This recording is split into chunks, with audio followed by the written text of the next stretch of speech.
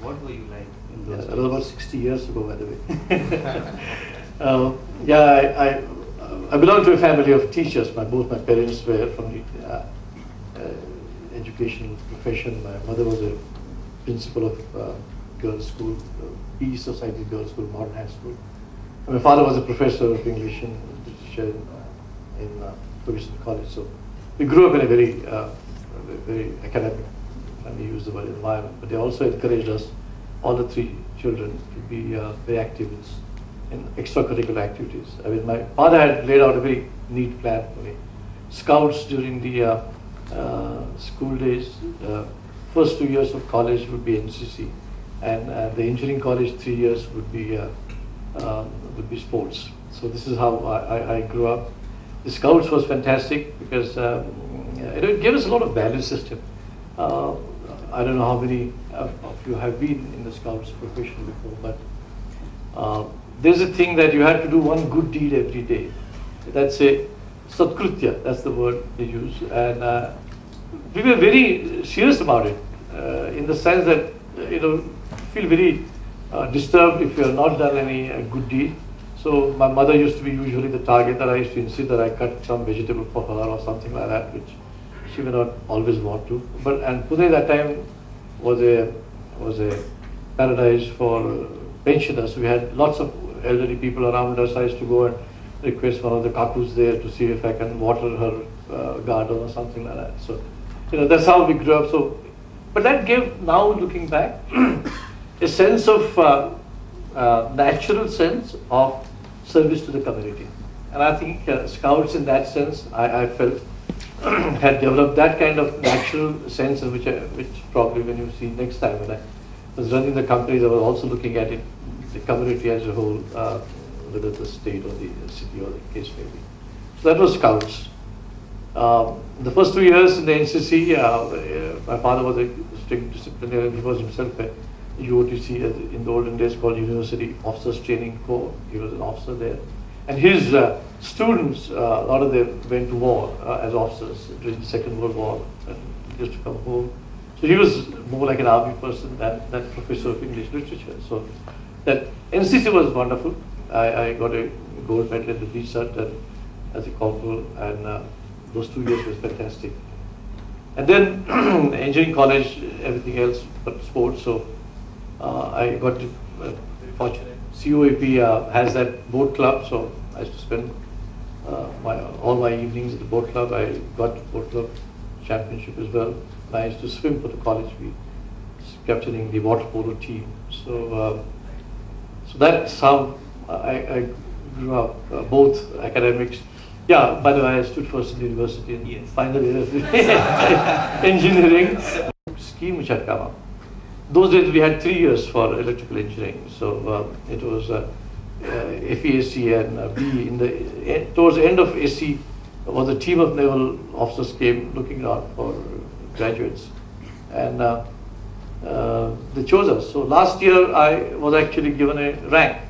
So you can imagine how wearing it on the sleeve, as it were. Acting Sub-Lieutenant Anand Khandekar. I used to introduce myself to professors very often like that. So, and that had completely gone the tension off my mind for the exam. Because I knew I just had to pass to get into the Navy, but everything else was done. So without that tension, I think I just stood first. That was the best part of the... I think whatever he does, even in those days, he actually made the best out of it. So he was gold medalist. He won the championships that he participated in. So he has always been that competitive person, which probably we would have seen in the latest years. But how did Navy happen after your education, Anand? Yeah, as I said, these people came and I joined up. My father didn't know that I had given that interview, but I had to tell him that I have to go to Bangalore for the Services Selection Board interview, and the cat was out of the bag.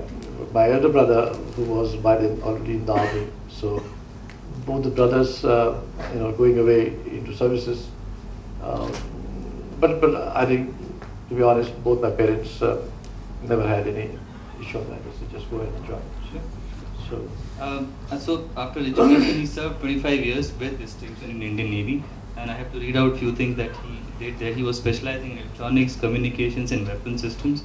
He was the director of weapons and electronics at Naval Headquarters, the Naval Attaché in London, the training commander of the Navy's Weapons and Electronics School, the leader of acceptance trials team for Navy's first guided missile cruiser, which is called Rajput, and DGM at Naval Dockyard, Mumbai. Wow. So after 25 years serving Indian Navy with flying colors, how did this transition happen from a government, purely government job to a corporate world, and you joined a company after your Navy? So how did that transition happen? Right, a lot of things, frankly, in my life have happened through accident, and so was this in some way. My wife is a doctor; she's a pediatrician. Actually, she couldn't come. She's running her clinic here in Sanabari Babador itself. But when we got married, and she's got a brilliant career as well, gold medalist in MD pediatrics. So we kind of thought that she would join the Navy so that we could do profession as well as our life together. But then she being from the, and she did, I mean, she had the commission in the Navy. But unfortunately we could not get posted together, so engineering side and the medical side. So our children had to kind of usually do a detour before we could join them all again. So the education was a big factor. And this is where, frankly, we had to decide that, yeah, I think we had to call it a day, though I mean, it was difficult, but that's how it happened. So you came out of Indian Navy and joined Maharashtra State Electronics Communication, Meltron, that it was called. And how did Meltron happen? Yeah, since it took me 5 years for the Navy to accept my resignation, I had no idea because they were kind of holding on to my coattails. I had no idea when I would be released from the Navy. So every time I did have some interviews in Pune, Bharat Forge and Tata Motors and others. But every time they said, yeah, Captain, you had a good career, but when will you join? I said, I don't know. So then they said, come back to us when you know. And that's how the answer used to be. So finally when it actually happened, it was Admiral Tailani. Ram Tailani was a very well-known flyer, father of Tarun Tailani, well-known dress designer. So Admiral Tailani said, Anand, well, we understand your position and we'll let you go. And they let me go in 1 month's time. So then I had no job and they said go. So fortunately, Veena, my wife, she was still in the Navy. So I think, I can hang on to her for a while. And then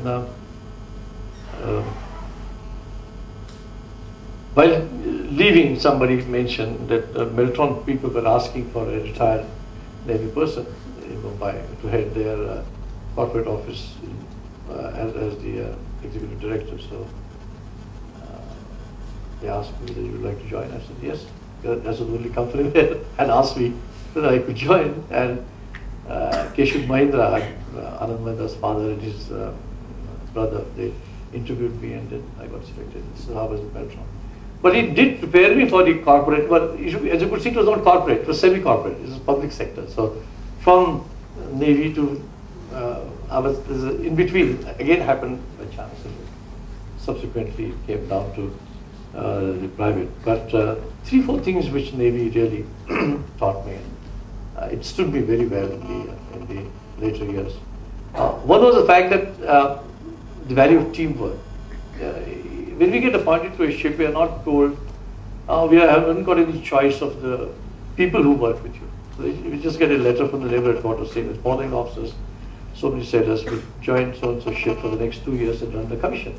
That's it. And then with that crew that you have to make that ship the best in the fleet in every respect. Not just in all aspects of professional work, but also in sports and rowing and sailing and everything else. So that really makes you a person who has to get the best out of whatever resources that you have. I thought that was one of the best on-job training that we received. The second thing was that you are at sea, literally, and nobody else comes to help you. When you are at sea, whatever help, whatever problems you have, you just have to solve it yourself. So that gives a spirit of innovation, again as an instinctive built-in DNA, as it were, for us, more so in the Navy, I suppose some part of the Army as well, but more so in the Navy. That's the second thing. And third, of course, and that happened in the training as well. I did my post-graduation with the Royal Navy, which included sea training. And our sea training was on a small ship, a minesweeper, at Scapa Flow, which is North Sea, where the normal sea conditions are about 15 foot of waves, and rough ones is about 25 to 35. And that little ship, minesweeper, like tossed like a cord, and you're supposed to be extremely operational in that kind of very, very difficult physical conditions. I think that was an amazing training that one got. That in adverse conditions, physical and mental, you still have to survive, not only survive, but you have to be better than your enemy. That kind of training with which it pushes through is amazing. And I think that geared up for all the... I'm sure it had a great effect on him, because the kind of things he did at Meltron, and let me tell you more about that. He was the ED for Meltron from 85 to 88, and he was handling both production and marketing. He pioneered, while at Meltron, the production of indigenous C-dot telephone exchanges as well as the telephone systems, and those went on to be installed at C-dot, your Indian Express, a lot of these stories that he was telling me about, and also in different states for police, railways and electricity boards. So a lot of pioneering work that he did there. And after 4 years at Meltron, Anand, and Meltron grew during those 4 years from 4 crores to 80 crores, and it was a huge growth in that period of time. You went on to work on Yojana systems, and that was the first 100% export-oriented unit in Pune. And for all your information, when I was a kid at that time, these export-oriented units used to be set up in Seeps, Mumbai, and not in Pune.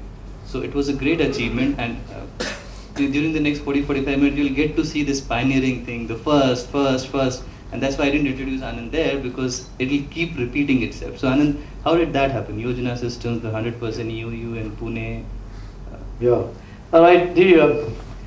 First, quickly on the C-dot exchange, that we Meltron installed the first C-dot exchange, San Petrudas, in Indian Express, which was run by Ramnath Goenka, who was very much opposed to politically Rajiv Gandhi and Sam Petruda. But the old man was so patriotic. He said, I got a letter which says that you anything with Meltron gives 20% lower, we'll give. These are the people who had collaborations, foreign collaborations. But he said, I want C-dot because it's Indian made. And I thought, that showed up the man in a completely different light. But that exchange was not meant to have 150 journalists simultaneously talking in Indian Express headquarters. So it jammed very quickly. So we had to really have, like Navy, the 3 watch system, 8-hourly, people sitting there literally pushing the reset button all the time till somebody came from Bangalore, from San Petruda's organization, set up the software right. And one day the old man walked past and he saw, some people sleeping there. He said, what the hell are you doing here? We said, no, they are running a watch system. So it was really a pioneering effort to have the first digital exchange, and that was entirely produced at our Aurangabad unit by engineers only taken from Marathwada, because we had decided that Meltron had 4 different units.